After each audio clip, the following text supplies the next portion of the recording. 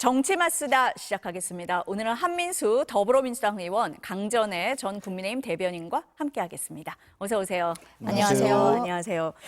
오늘은 관세 얘기부터 먼저 하겠습니다. 미국 연방 대법원이 트럼프 미국 대통령이 세계 각국에 부과한 상호 관세가 위법이라고 판결했습니다. 하지만 트럼프 대통령이 굴하지 않고 곧바로 대체 법안을 통해 글로벌 관세 15%를 부과하겠다고 맞섰습니다. 지금 불확실성이 커지고 있는 상황인데요. 먼저 한 의원님, 주말 사이에 벌어진 일입니다. 어떻게 보셨어요? 아무래도 그 불안 요소가 생긴 건 맞지요. 통상이나 안보에 변수가 생긴 거 맞고요.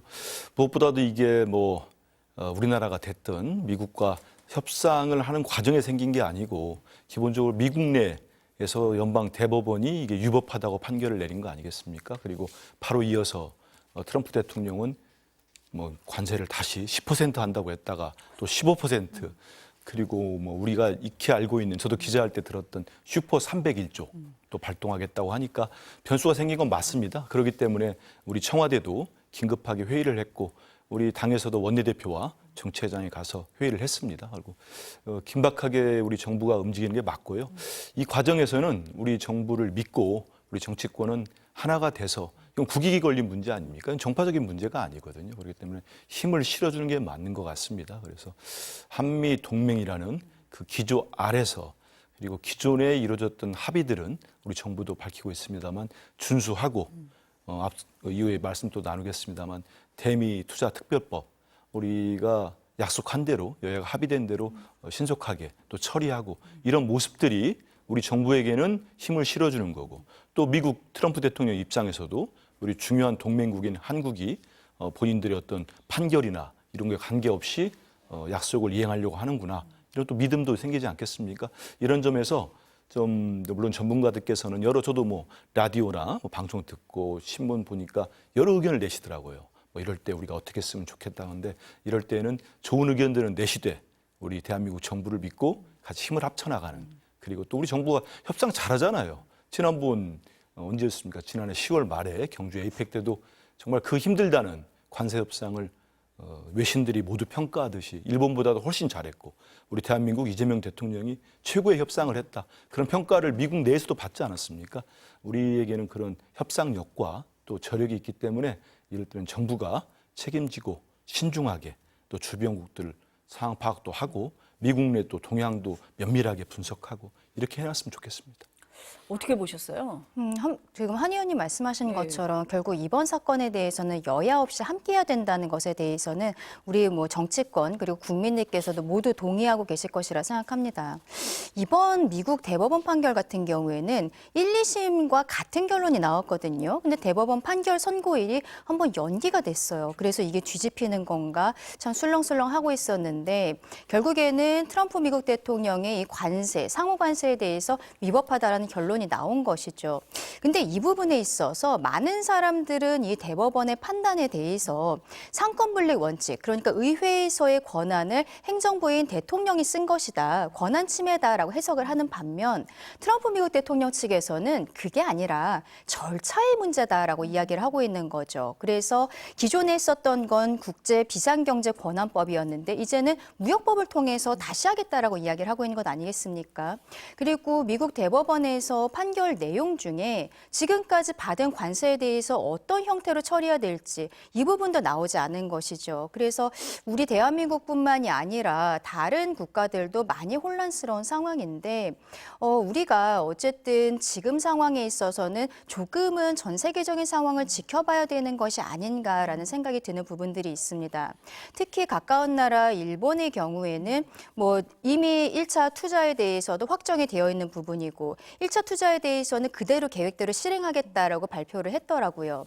근데 이제 어떻게 보면 우리 입장에서는 다카이치 일본 총리는 최근에 자민당의 대승이 있었던 총선 가운데 미국과의 관계가 어느 정도 영향이 있었다라고 봐야 되거든요. 트럼프 미국 대통령에게 정치적 빚이 있다라고 생각해야 될 걸로 생각합니다. 근데 우리는 다행히 이재명 대통령이 트럼프 미국 대통령에 대한 정치적인 빚이 있다라고 보이는 부분은 없거든요. 그렇다면은 우리 정부 입장에서는 일단은 좀 지켜보되 조금 더 당당한 자세로 나갈 수 있었으면 좋겠다라고 생각을 하고, 그리고 외교에 있어서는 사실 특히 미국과의 관계는 민주당보다도 저희 국민의힘 보수 정당의 사이가 더 좋다라고 국민들께서 알고 계시기 때문에 이번 기회에 국민의힘에서도 적극적인 실력 발휘를 해서 국민들의 신뢰를 회복하는 계기가 되었으면 좋겠다라는 생각도 아울러서 해봅니다. 대변인님 말씀을 듣다가 보니까 우리나라 국민들이 이제 미국 무역법까지 공부를 해야 하나 뭐 정말 이런 생각이 들 정도입니다. 두 분 다 말씀을 하셨지만 여야가 없는 거잖아요. 네. 그럼 한 의원님 말씀을 하신 대로 어쨌든 우리 정부의 입장은 일단 전 세계의 이 동향을 좀 예의주시하면서 일단 합의된 부분은 예정대로 추진을 한다. 그리고 국회에서는 그러면은 대미투자특별법도 예정대로 처리를 한다. 이런 맞습니다. 입장으로 이해하면 됩니까? 그렇습니다. 우리 강 대변인님께서 말씀을 참 잘하셨는데 이럴 때는 정말 국민의 힘도 힘을 합쳐서 같이 해주는 게 맞죠. 그래서 저희들이 당정청 긴급 회의도 가졌습니다. 그 회의에서 보면은 이번에 이런 저희들이 약속한 대미 투자 협의회는 보수 진영에서도 정말 잘했다고 박수를 치고 환호했던 우리 핵 추진 잠수함 문제도 다 연동돼 있습니다. 그렇기 때문에 이런 건 신중하게 그 약속한 부분들은 처리해 나가는 게 맞다고 보고 있습니다. 그래서 저는 이제 지금 뭐 국회 상황으로 들어갈 수밖에 없는 건데요. 네. 저희들이 여러 가지 개혁 법안을 지금 처리하려고 하지 않습니까? 우리 국민들께서 원하시는 법들이죠. 민생법도 있는데 현재 국민의힘 이제 원내 지도부나 당 지도부에서는 이 대미투자특별법을 좀 연계를 하겠다 이런 입장들이 지금 언론을 통해 나오고 있습니다. 저도 그렇게 듣고 있어요. 그 부분은 좀 재고를 할 필요가 있지 않을까 싶습니다. 왜냐하면 본인들이 이 트럼프 대통령이 한 차례 우리 국회 상황을 문제 삼아가지고 또 뭐 관세를 또 올리겠다고 본인의 SNS를 통해서 공지하지 않았습니까? 당시 그럴 때 국민의 힘에서 더 날카로운 비판도 하면서 우리 국회가 빨리 서둘러야 된다. 그리고 소관 상임위원장이 또 국민의힘 소속입니다. 그래서 정부처와 또 협상해서 처리하겠다고 해서 저희들이 그래서 여야 합의가 정말 간만에 지난 2월 4일 날 합의가 됐었어요. 대미투자특별법 처리와 함께 특위를 만드는 거였습니다. 특위위원장이 국민의힘 소속 의원님이십니다. 그런데 이거를 약속을 지키지 않고 있는 거죠. 그래서 특위 회의 자체도 안 되고 있고 또 그리고 민생 입법도 본인들이 또 보이콧을 해가지고 저희 민주당과 국민의힘을 제외한 다른 야당들이 또 처리한 경우도 있습니다. 그렇기 때문에 원래 이 약속대로 한다면 3월 9일까지 여야 합의된 법들이 필요합니다. 그래서 대미투자특별법은 이럴 때 대한민국이 미국 정부와 합의한 내용들은 차질 없이 이행해 나간다. 이런 거 미국과의 관계에 있어서 득이 되지 않겠습니까? 그런 점에서는 뭐 사법개혁 3법이랄지 여러 가지 법안에 국민의힘이 뭐 반대할 수는 좀 있다고 봅니다. 하지만 이건 좀 분리해서 대미투자특별법은 협조를 하는 게 국민의힘이 얼마 전까지만 해도 집권당 아니었습니까? 국민들에게 이렇게 협조를 한다면 박수받지 않겠나 이런 생각을 해봅니다. 지금 말씀하신 대로 특위위원장을 국민의힘에서 맡고 있는데 오늘까지 나온 언론 보도를 보면 24일 공청회는 그대로 하겠다라고 지금 보도가 되고 있거든요. 근데 말씀하신 대로 쟁점 법안하고 좀 맞물려 있는 부분이 맞습니다. 있어서 어떻습니까? 특히 국민의힘 같은 경우에는 지금 민주당 측에서 단독으로 처리할 것으로 보이는 사법개혁 관련 법안들, 여기에 대한 우려를 계속 이야기를 하고 있거든요. 특히 이 사건들 같은 경우에는 대법원에서도 공식적으로 우려를 표명하고 있는 상황이기 때문에 국민들께서도 많은 관심을 갖고 계실 거라 생각합니다. 그 법안들이 최근에 법사위에서 단독으로 통과가 돼서 장동혁 대표가 대통령과의 오찬에 또 갑작스럽게 불참을 하기도 했거든요. 근데 말씀하신 것처럼 지금 우리 대미투자특별법 같은 경우에는 미국에 우리가 신뢰를 줘야 되는 부분은 분명히 필요하다라고 저도 개인적으로는 생각을 합니다. 왜냐하면은 지금 이 판결이 나왔다라고 해도 미국에서는 앞서 말씀드린 것처럼 무역법을 통해서 다시 관세를 부과하겠다라고 이야기를 하고 있고요. 그리고 뭐 코스트코라든지 이런 사기업들이 이미 소송을 시작을 했는데 트럼프 미국 대통령은 소송해라. 근데 5년 내내 해라라고 이야기를 하고 있어요. 그 결국에는 이런 관세를 부과하는 것에 대해서 포기하지 않겠다라는 생각을 강하게 갖고 있고 작년 8월에는 브라질에는 추가 보복 관세를 40%를 부과하기도 했었거든요. 우리 같은 경우에는 이번에 상호 관세와 관련한 판결이지만 품목 관세에 대한 문제가 있습니다. 뭐 자동차, 철강, 알루미늄 이런 것들은 품목 관세로서 이번 대법원 판결과는 별개로 지금 적용을 받고 있는 건데 미국 입장에서는 우리에게 굉장히 적자를 보고 있는 국가라고 보고 있기 때문에 품목 관세를 품목을 더 늘릴 수도 있는 거고 세율을 더 높일 수도 있는 것이고 갑작스럽게 어떤 형태로 변화가 될지 모르기 때문에 일본에서도 이러한 판결이 나왔지만 1차 투자 그대로 하겠다고 한 것처럼 우리도 분명히 이 특별법에 대해서 오히려 지금 시점에 트럼프 미국 대통령이 예민해져 있는 시점에 처리를 하는 것이 맞지 않나 생각을 하고요.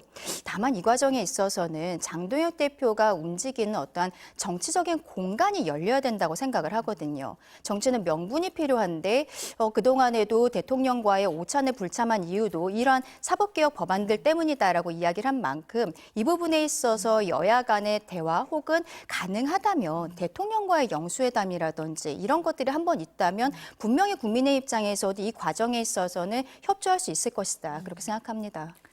다 동의하는데요. 네, 네. 저는 영수회담은 네. 이제 명분이 없어진 것 같아요. 장동혁 대표 입장에서 네. 그렇지 않습니까? 우리 국민들이 다 보지 않았습니까?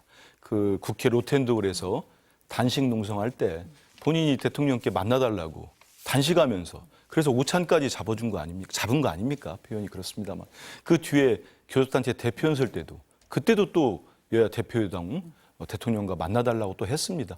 그래서 잡았는데 우리가 식당에 가서도 1시간 전에 예약 일방적으로 취소하면은 그 큰 비판받습니다. 그런데 대한민국 대통령과의 자리를 1시간 놔두고 본인 일방적으로 취소해놓고 다시 또 요구를 할 수 있을까요? 저는 염치가 있는 사람이면 못할 거라고 봐요. 그래서 이거는 앞서서도 우리 강 대변인께서도 말씀하시고 했듯이 이건 국익이 걸린 문제고 그다음에 우리 기업들도 피해가 취소돼야 되지 않겠습니까? 이런 부분에 있어서는 정말 야당 대표로서 당내 상황만 신경 쓰지 마시고 이럴 때는 대승적으로 협조를 하면은 저는 장 대표도 박수 받은 일이 생길 수 있다고 봐요. 그렇게 봅니다. 여지를 만들어달라라고 말씀을 하셨는데 두 분 말씀을 들어보면 해결책이 나올 것도 같습니다. 두 분이 말씀을 하셨으니까 정치권 얘기로 좀 본격적으로 가보겠습니다. 6.3 지방선거가 오늘을 기준으로 딱 100일 앞으로 다가왔습니다. 민주당은 내란 단죄, 윤석열 키즈 퇴출 이렇게 내세우고 있고요. 국민의힘은 부동산 대책과 관세 문제 등을 집중적으로 부각하겠다라는 전략입니다. 여야 대표 발언부터 들어보시겠습니다. 6.3 지방선거 승리로 윤 어게인 내란 세력을 심판하겠습니다. 윤석열 검찰 독재 정권의 비정상을 정상으로 돌려놓겠습니다.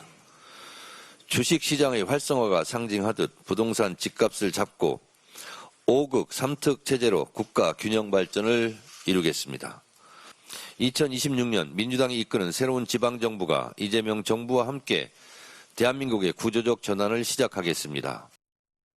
관세 협상이 새로운 국면을 맞이했습니다. 이번에는 대통령이 SNS 속으로 숨지 말고 관세 협상의 최전방에 나서서 대통령다운 모습을 보여주기를 기대합니다.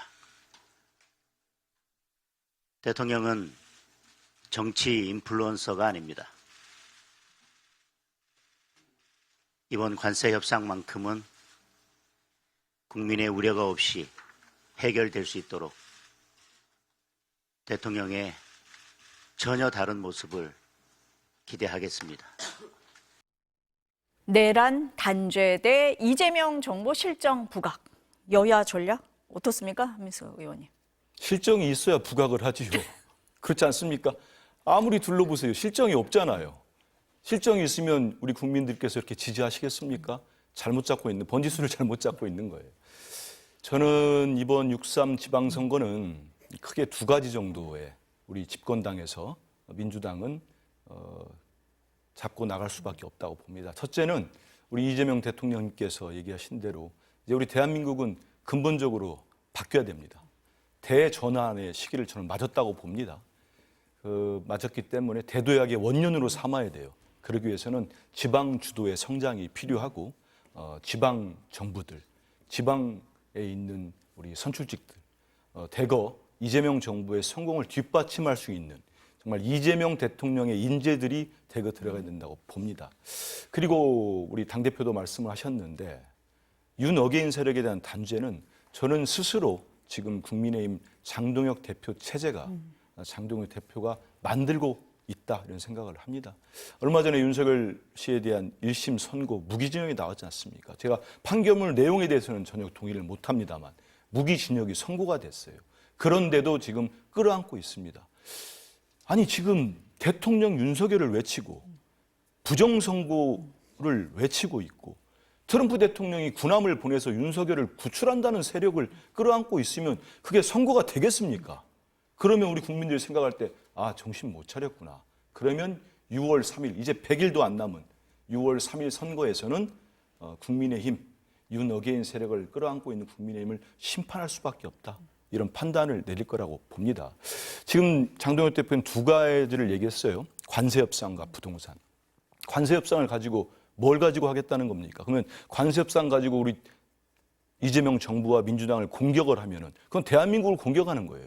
그러면 국익을 훼손하고 그러면 기업들이 우리 대한민국 기업들이 피해를 보라는 얘기입니까? 뭐 어떡하라는 얘기예요. 제가 여기 계시면 물어보고 싶어요. 구체적으로 뭘 요구합니까? 전 답변 못할 거라고 봅니다. 부동산 문제도 대통령께서 설 연휴 기간 동안 SNS로 소통을 하셨죠. 그럼 직접 소통을 하고 국무회의를 생중계하면서 국민들의 의견을 듣고 지금 대통령이 무슨 생각을 하는지를 모든 국민이 볼 수 있게 하는데 그걸 비판을 한다? 그러면 지난 정권 바로 돌아가가지고 윤석열 전 대통령처럼 무슨 생각을 하는지도 모르고 지금 뭘 하고 다니는지 계엄 음모하고 있었잖아요. 내란 이렇게 생각만 했던 거 아닙니까? 군 장성들 모아놓고 술 먹어가면서 그렇게 하라는 얘기입니까? 아니잖아요. 지금 대한민국 대통령이 무슨 생각으로 국민들의 삶을 보듬고 가겠다는 걸 투명하게 다 보여주고 있는데 그걸 공격하겠다는 거 아닙니까? 저는 부동산 문제를 들고 나온 거는 패착이라고 봅니다. 왜냐하면 그러면 좀 지나면 이제 국민의힘 당명도 안 바꾼다고 하니까요. 투기의 힘이 될 겁니다. 부동산 세력과 일심 동체가 될 거예요. 그거 어떻게 벗어나려고 합니까? 그렇지 않습니까? 다주택 투기 세력을 잡아서 2030 신혼부부들, 우리 청년들, 서민들에게 집 살 기회를 주고 그들에게 정말 피눈물 흘리지 않도록 투기 세력을 잡겠다는데 어떻게 그걸 반대합니까? 반대하면서 지금 선거 전략으로 저 두 개를 들고 나오겠다? 저는 장동혁 대표가 여러 가지로 지금 비상식적인 상황을 맞은 것 같습니다. 어떻게 보세요, 대변인? 아까 내란 단죄에 대해 이재명 정부 실정 부각 이렇게 말씀을 하셨는데 사실상 이재명 정부는 아직 시작한 지 1년이 되지 않아서 그리고 시작하게 된 계기도 어떻게 보면은 국민의힘 측의 실책이 있었기 때문에 시작된 정부라고 볼 수 있지 않겠습니까? 이 부분을 저희 국민의힘에서 부각은 합니다만 국민들께 완전히 다가가기는 좀 쉽지 않겠다라는 생각을 합니다. 그런데 이제 민주당 측에서 저희 국민의힘에 대해서 아까 윤석열 키즈를 심판해야 된다, 내란 단죄 해야 된다 이런 이야기가 만약에 제가 지난주 월요일에 이 방송에 나왔다면 무슨 말씀을 하시냐라고 화를 냈을 것 같은데 지난주 어쨌든 선고 이후에 장동혁 대표의 그 입장 표명이 있기 때문에 오히려 이 부분에 대해서 말씀드리는 것이 국민의힘 구성원들 입장에서는 많이 답답하다라고 말씀드려야 될 것 같습니다. 장동혁 대표는 전당대회에서 강성 지지층들의 지지를 받아서 승리를 하게 되었는데 그 이후에 본인이 조금씩 그래도 변하는 모습을 보였거든요. 국민들께 보시기에는 속도가 너무 늦은 것 아니냐라고 생각을 하셔도 비상계엄에 대해서도 사과를 했습니다. 윤석열이란 이름 세 글자는 나오지 않았어요. 근데 그 이후에 박성훈 수석 대변인이 윤어게인 세력, 부정선거 세력과의 절연을 분명하게 이야기를 했었거든요.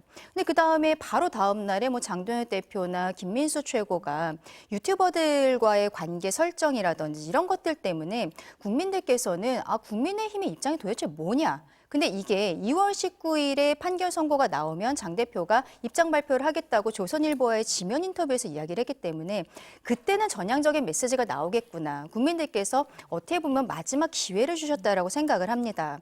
그런데 그날 나온 입장은 오히려 전당대회 날 당일로 돌아간 것이 아닌가. 저는 개인적으로 그렇게 생각을 하거든요.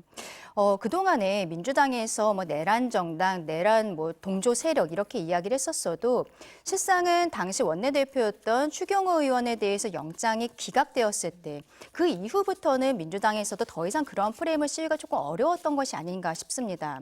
그런데 추경호 원내대표의 지금 재판 판결이 나오기도 전에 장도연 대표가 오히려 본인은 비상계엄 해제 표결에 참여했었던 의원임에도 불구하고 이런 형태의 스탠스를 당 대표로서의 입장 발표를 하다 보니까 지금은 민주당이 하는 얘기에 대해서 저희가 떳떳하게 뭐라고 말씀드리기 어려운 상황이 아닌가라고 생각하고요.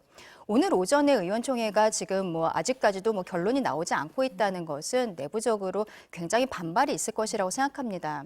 지금 결국 장도연 대표는요, 입장 발표를 하고 기자들의 질문 받지 않고 바로 나갔거든요. 왜 이러한 얘기를 했는지 아무도 모르는 거예요. 그 의도를 모르기 때문에 지금 더 혼란스러운 것인데 본인이 여기에 대해서 결자 해지하는 모습을 정확하게 보여야 되는 것이 아닌가 그렇게 생각합니다.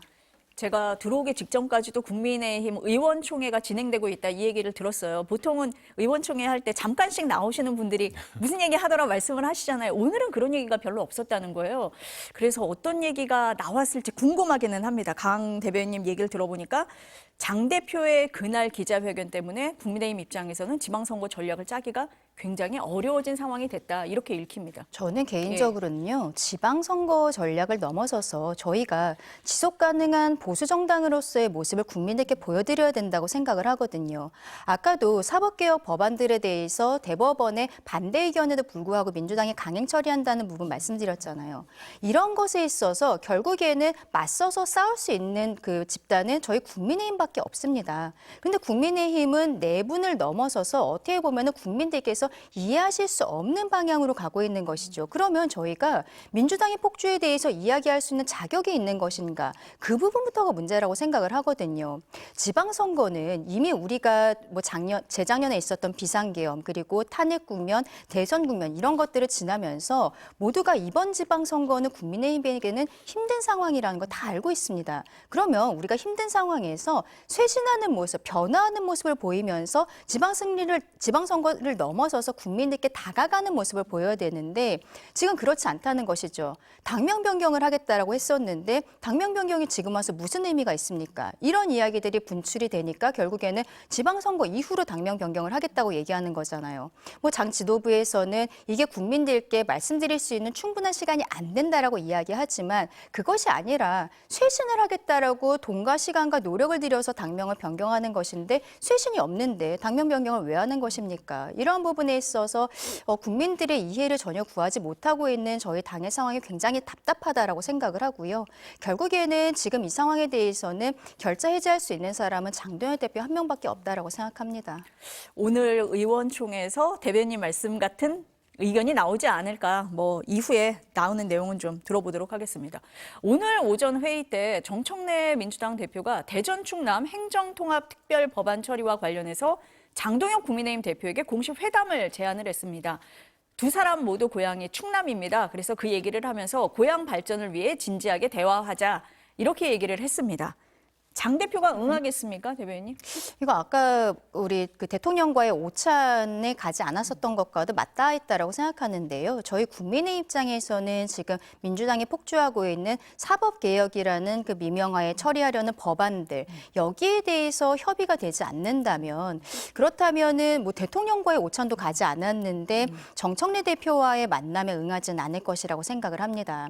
결국에는 이 부분에 있어서는 민주당 입장에서도 법안 처리 일방적으로 통과는 시킬 수 있겠습니다만 계속적으로 이런 모습을 국민들께 보여드리는 것은 저는 책임감 있는 여당으로서는 맞지 않다고 생각하거든요. 협의하는 모습, 대통령께서 말씀하시는 협치하는 모습을 여당이 보여줘야 되는데 그렇다면은 장도연 대표에게 말씀드린 것처럼 어떠한 정치적인 공간을 열어주는 모습이 있어야 되지 않을까 그렇게 생각합니다. 그럼 만약에 장 대표가 응하지 않는다. 그럼 이후에는 어떻게 되는 겁니까? 장동혁 대표가 정청래 대표와 두 분 다 충남이 고향이죠. 그런데 우리 지역 균형 발전과 또 오죽하면 고향 발전까지 얘기하겠습니까? 근데 이거를 또 걷어찬다? 저는 장동혁 대표 충남 고향에서도 이제 버림받을 겁니다.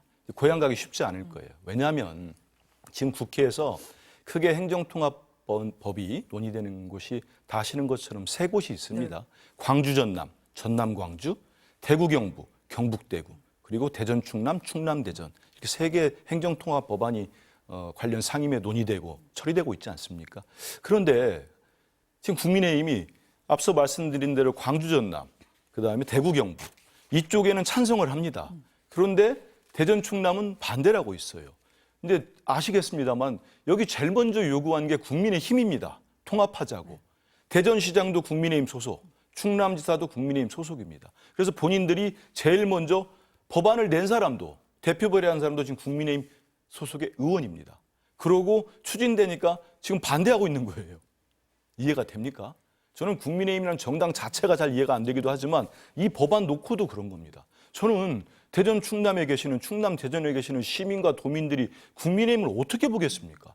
지금까지 시장 도지사가 찬성하고 시의회 도의회를 다 장악하고 있었어요. 국민의힘 소속 의원들이. 근데 그분들이 다 찬성해가지고 여기까지 왔습니다. 그래서 정부 여당이 처리하겠다. 같이 힘을 합쳐서 합시다. 하는데 이 법안만 반대를 하고 있는 거예요. 명분이 하나도 없는 겁니다. 그렇기 때문에 그러면은 이 법안이라도 놓고 여야 당대표가 협상을 한번 해보자, 협의를.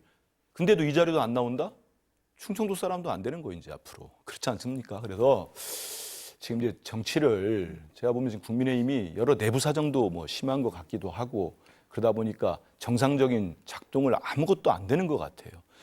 우리한테 우리 민주당이나 국민의힘을 제외한 기타 정당들이 힘을 합쳐가지고 정말 필리버스터도 민생 법안에 필리버스터 거는 야당 보신 적 있으세요? 저당이 저러고 있어요. 그거를 다 처리하고 가고 있습니다. 만약 국민들을 보실 때 민주당이 무슨 독주를 한다. 그런다면은 국민들이 저희들을 가만 놔두겠습니까? 지금처럼 지지해 주시겠습니까? 그러지 않거든요.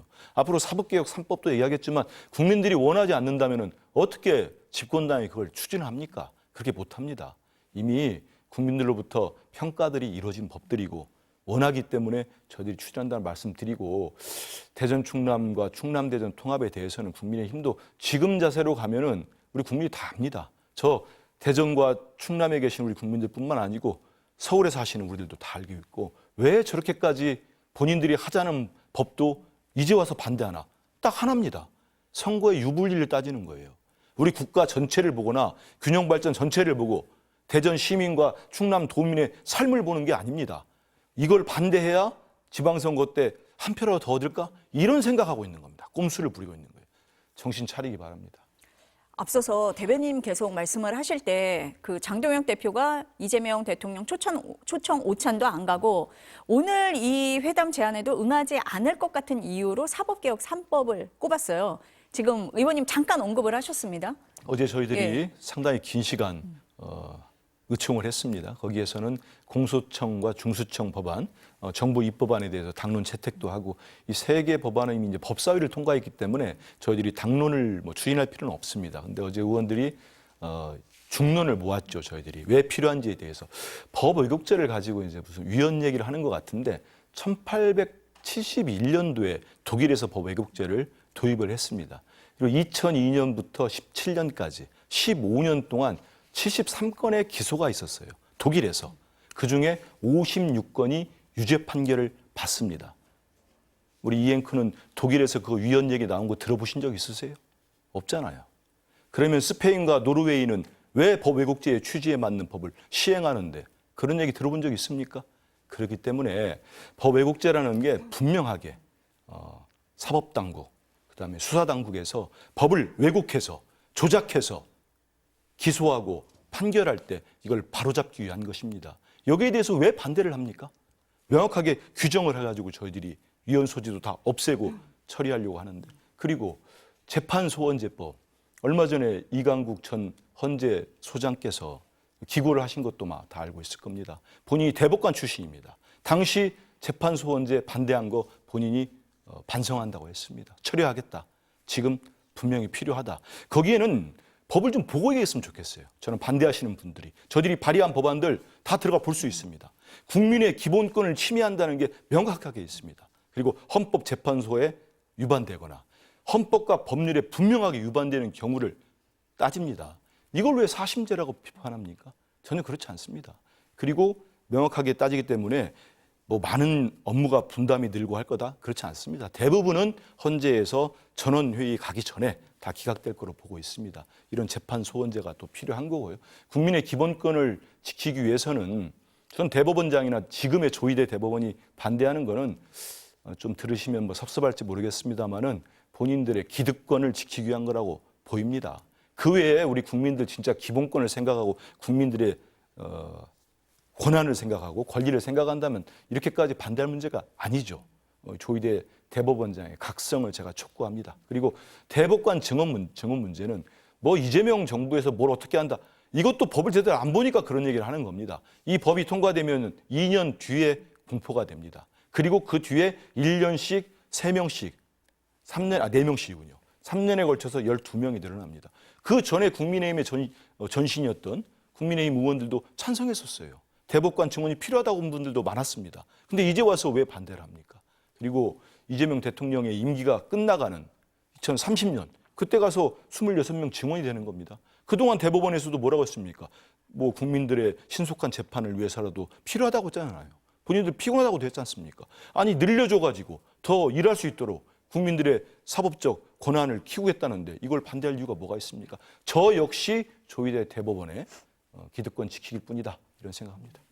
네, 이제 의원님께서 국민들의 기본권에 대해서 말씀을 해주셨는데요. 그렇다면은 민주당이 왜 이러한 법안들을 과거에서부터 주장하지 않고 마침 이재명 대통령에 대한 어떠한 사법심사 과정에서부터 이야기가 나오게 되었는지 국민들께서는 그 부분이 의아하다라고 생각하시는 거라고 봅니다. 그래서 지금 법 왜곡죄라든지 그리고 사심제, 재판소원제도 이런 것들을 결국에는 이재명 대통령의 사법 리스크를 없애기 위해서 법안이라는 입법이라는 이러한 과정을 통해서 대통령을 살리기 위한 것이 아니냐라고 생각을 하시는 거죠. 그러면은 민주당 입장에서도 말씀하신 것처럼 그게 아니다. 국민들을 그럼 본인들이 생각하는 대로 설득을 하는 과정이 저는 필요하다고 생각하거든요. 그래서 대법원도 지금 국민들의 어떤 공론화 시간이 필요하다라고 계속적으로 이야기를 하고 있는 것이죠.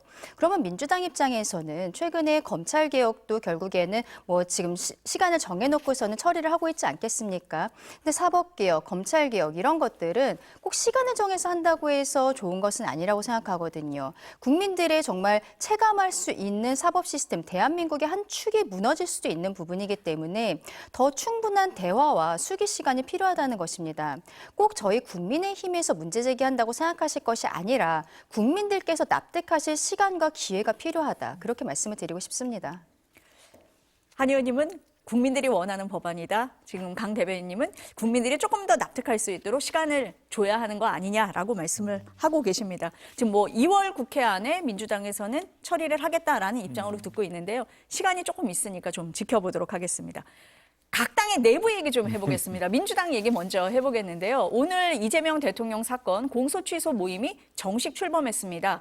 민주당 현역 의원 105명이 참여를 했습니다. 그런데 앞서서 민주당 지지층에게 영향력이 큰 유시민 작가가 이 모임을 향해서 거친 비판을 해서 논란이 됐습니다. 먼저 들어보시겠습니다. 끝도 없이 내부 권력투쟁 비슷하게 이렇게 전개되고 있잖아요. 무슨 이상한 모임도 만들어지고. 그러니까 민주당에서 지금 특히 원내를 중심으로 벌어지고 있는 일련의 사태가 합리적으로는 설명하기 어려운 이상한 방식으로 지금 진행되거든요. 내가 미쳤나? 많은 사람들이 미친 것 같은 짓을 하면 그 사람들이 미쳤거나 제가 미쳤거나 둘 중에 하나일 거 아니에요. 둘 다 미쳤을 수도 있지만 저는 제가 미쳤나 아무리 생각해봐도 제가 미친 것 같지는 않아요. 단박에 법률로 취소한다든지 명령을 해서 취소하게 하는 것이 아니라 저희들의 정당성을 하나하나 차근차근 밝히고 그 근거를 찾기 위한 노력을 하는 겁니다. 그래서 그런 모임이지 이것이 무슨 당 권력의 투쟁이라든지 어떤 내부의 무슨 그러한 어떤 그러한 현상들이 아니다. 그럼에도 불구하고 이런 말씀을 하시니까 왜 저렇게 노여워하시지? 왜 저렇게 노여워하시지 하는 의문이 거꾸로 저는 들 수밖에 없는 거예요. 다소간의 오해가 있지 않은가 하는 생각입니다. 두 분의 말씀에 대한 논란 덧붙여서 하나 더 여쭤보겠습니다. 정청래 대표와 이성윤 최고위원이 이재명 대통령 팬카페입니다. 제명인의 마을에서 강제 퇴출을 당했습니다. 조국혁신당과의 합당 추진, 1인 1표제 등을 문제 삼았다고 하는데 지금 전반적으로 당내 분열 갈등, 지지층까지도 연결됐다? 이렇게 봐야 됩니까? 전혀 그렇지 않습니다. 전혀 그렇지 않습니까? 그럼요. 저희 민주당은 다 우리 많은 국민들이 아시는 것처럼 절대 다수죠. 지금 국민의힘의 아주 아까 말씀드린 윤 어게인 세력 정도만 빼고는 다 아시는 것처럼 당정대 원팀으로 원보이스를 내지 않습니까? 어제 3시간 가까운 의총을 정말 비공개로 갖고 딱 결론을 내지 않습니까? 지금 뭐 국민의힘 지금 의총 하는지 모르겠습니다만 뭐가 되겠습니까? 그런 것처럼 저희들은 분열 없이 그 목표가 있습니다. 일전에도 말씀드린 것처럼 우리 이재명 정부의 성공 그리고 내일 안에 정말 척결, 종식 이번에 지기현 재판장 어떻게 하는지 다 봤잖아요. 끝까지 정말 티끌 하나까지로 내일 안은 쓸어내야 됩니다. 거기에 1심 단결하고 있다는 말씀드리고 이 공소 취소와 국정조사 추진을 위한 의원 모임입니다. 그 정식 이름이. 그렇기 때문에 모임은 뭐 국회에는 여러 모임들이 있죠. 그래서 이 모임에서는 국정조사를 추진해 나가는 그런 어떤 동력을 가질 겁니다. 말씀하신 것처럼 뭐 유시민 전 장관께서 말씀하신 거는 이게 아마 이 모임이 막 언론을 통해서 이런 모임이 결성된다면 그 직후 아닐까 싶어요. 제가 보니까 날짜가. 근데 이때 일부 언론에서 이 모임이 친명 모임이다. 근데 반청 모임이다 했는데 거기 참석하신 분들의 면면을 보면은 네. 도저히 그런 분석을 그 언론사에서 할 수가 없습니다. 아마 알며 쓰지 않았을까 이런 생각이 들거든요.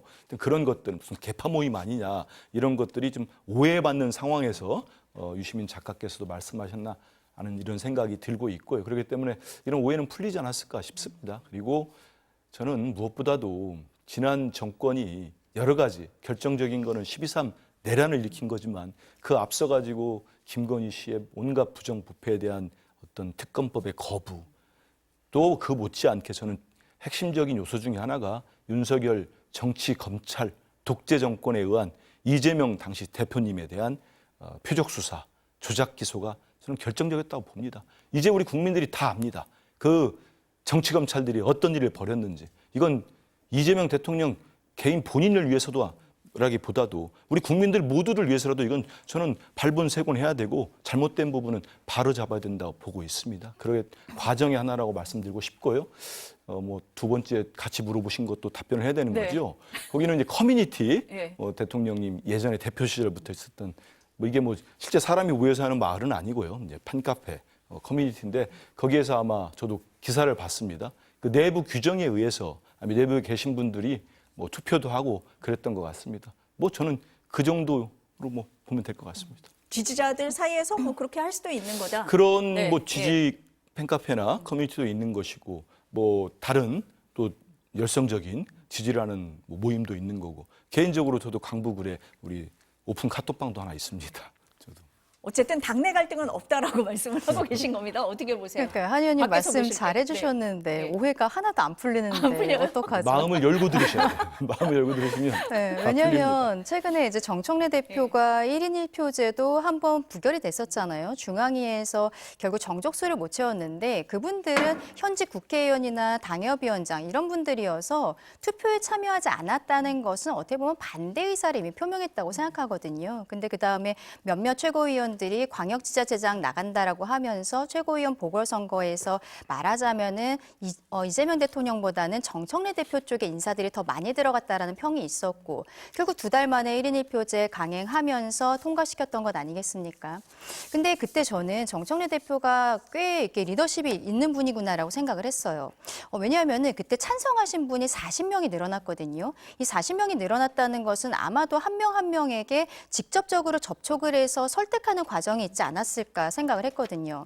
근데 거기에서 조금 스톱을 하셨으면은 더 좋지 않았을까 싶은데 갑작스럽게 어느 날 합당 이야기를 하시면서 청와대에서도 여기에 대해서 정확한 발표 시기나 이런 것들 몰랐다고 얘기하는데 조국 대표는 알았다고 했잖아요. 그 전에 이미 통지를 받았다. 근데 저는 이러한 갈등에 있어서 뭐 민주당 내분도 있습니다만 조국 대표가 굉장히 비겁하다. 저는 그렇게 생각을 했습니다. 왜냐하면 결국에는 정청래 대표와 조국 대표 이 두 명이 합당을 통해서 시너지를 받게 된다면 정청래보다는 조국에게 더 힘이 실어질 것이다라고 많은 국민들께서 생각하실 것 같거든요. 그런데 청와대도 제대로 몰랐었던 이 과정을 조국 대표는 알고 있었다라고 하면서 당사자인데 본인은 처음 입장 표명을 안 하는 거예요. 그러다가 민주당이 난리가 나니까 설 전까지 결과를 알려달라. 굉장히 저는 본인이 갑인 것처럼 이야기를 하고 있고 본인이 여기에 대해서 지시를 할 수 있는 지위인가? 좀 의문점들이 있었던 것이죠. 결국에는 이게 합당은 안 하는 것으로 처리가 되었습니다만 정청래 대표 입장에서는 아마도 이 성격을 보았을 때는 추후에 다시 진행을 하게 되지 않을까라는 생각은 합니다.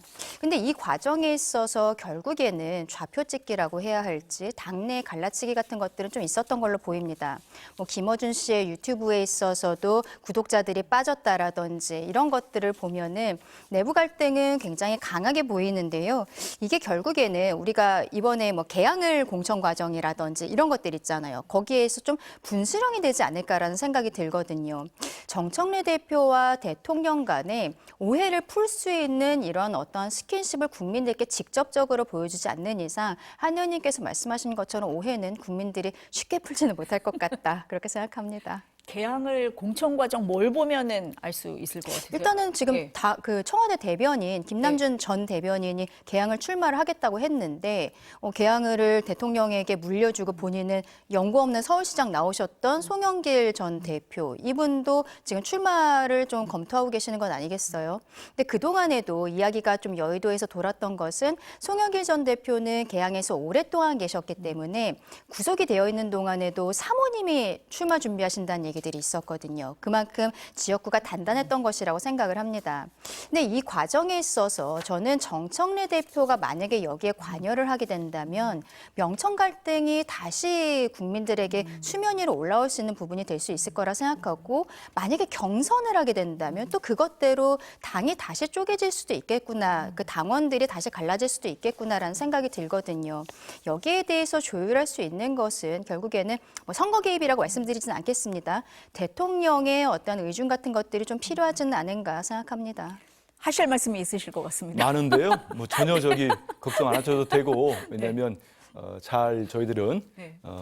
아까 말씀드린 대로 유일한 목표가 있지 않습니까? 지상 과제인 이재명 정부 성공을 위해서 잘 정리되고 모두 경쟁력 있는 분들이 나오셔가지고 다 잘 원만하게 협의될 것으로 보입니다. 이미 뭐 그런 과정들은 서로 다 얘기하지 않습니까? 선당우사를 말씀들 하시기 때문에 잘 될 걸로 보고 있습니다.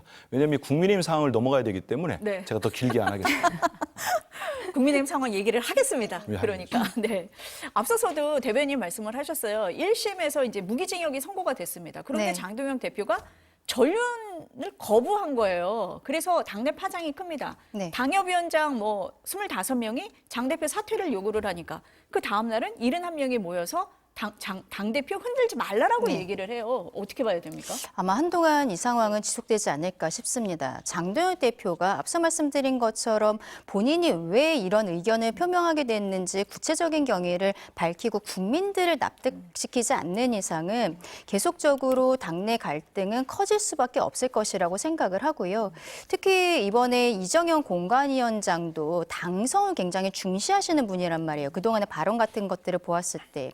그러면은 사람들이 생각하기에는 이번 공천 과정에서 친한계에 대해서 어떤 축출이 있는 것이 아닌가. 장동영 대표와 가깝지 않은 사람들은 배현진 의원에 대해서 징계가 나갔던 것처럼 어떻게 배제하려는 마이너스의 정치를 하려는 것이 아닌가라고 역시 오해라고 말씀을 드리고 싶습니다. 오해가 있을 수 있는 것이거든요. 그래서 이 부분에 대해서는 앞서 말씀드린 것처럼 결국 장동영 대표가 풀어야 될 부분이라고는 생각을 합니다만 아마도 저희가 뭐 선거를 앞두고는 항상 갈등들이 불거지고 있는 상황에서는 쉽게 마무리되지는 않겠다 그렇게 생각합니다.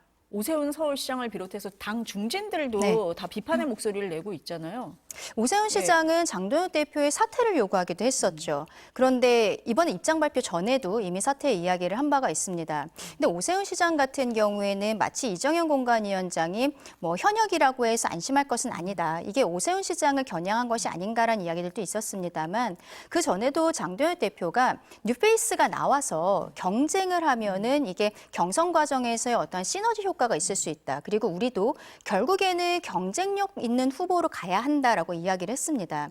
그러면은 이번에 뭐 아마도 경선 같은 것들은 서울시장이든 부산시장이든 거치게 되지 않을까라는 생각이 드는데요. 제가 뭐 당에서 나와서 이렇게 말씀드리긴 힘듭니다만 지난주 금요일에 장도연 대표가 결국 전당대회 날로 돌아가는 메시지가 나왔기 때문에 그렇다면은 오세훈 시장과 경쟁을 할 만한 뉴페이스가 과연 본인의 시간과 돈과 노력을 들여서 나올 것인가? 저는 지금 그럴 수 있는 상황은 좀 아니지 않나 그렇게 생각합니다.